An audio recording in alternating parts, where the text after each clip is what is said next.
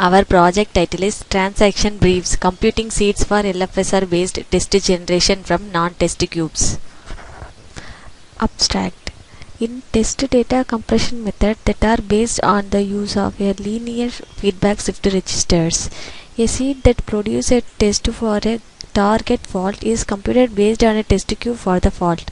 With the given LFSR, a seed may not exist for a given test cube, even though a seed may exist for a different test cube that detects the same fault. This issue is addressed in this brief by computing seeds for LFSR-based test generation without using test cubes.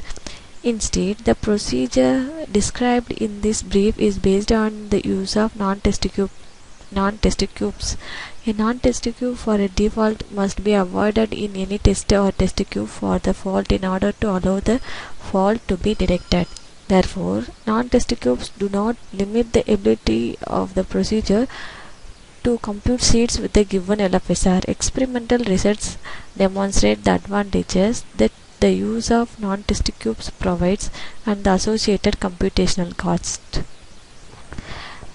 Let us see the flow of our project. First, we have to split up our project in two sub-functions. First one is test control function and next one is RAM memory architecture.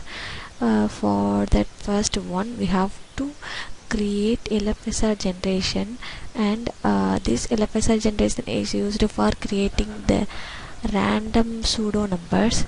Then we have to design one adder circuit, that is 8 cross 8-bit adder circuit that produce a 9-bit output result.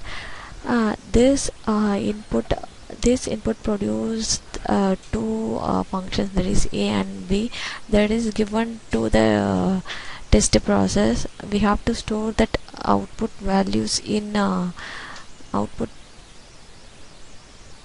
we have to store our output in RAM memory architecture and then compare our output result with this RAM memory architecture. That is, we have to read our process and then compare. If the result is equal, we have to print that in faultless bit, else fault is occurred, so we have to identify that. Let us see the output of our project. Open the Xilinx window, and when we complete the process, we open this window, that is output window. In this window we have to set clock for our process, then period is 1000 nanoseconds. First we have to reset our process.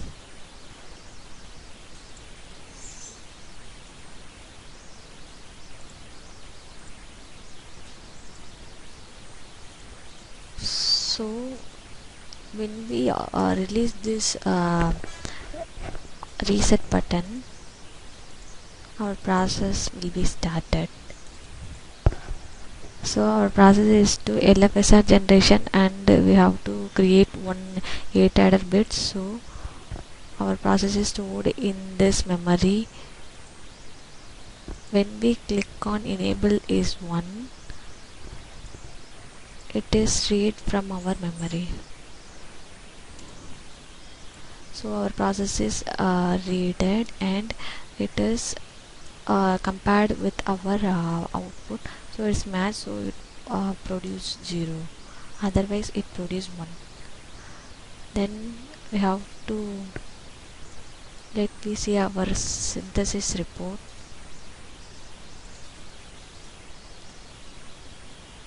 This is our synthesis report.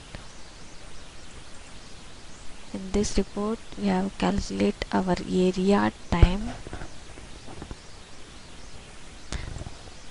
This is our slice logic utilization, number of flip-flops, memory, RAM used by our project, and this is for time report.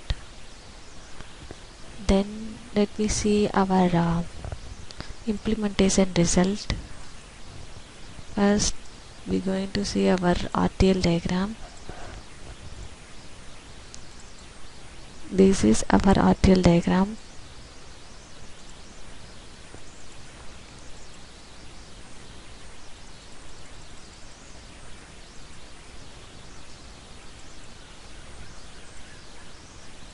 This is our RTL diagram. Let me see our technological schematic diagram.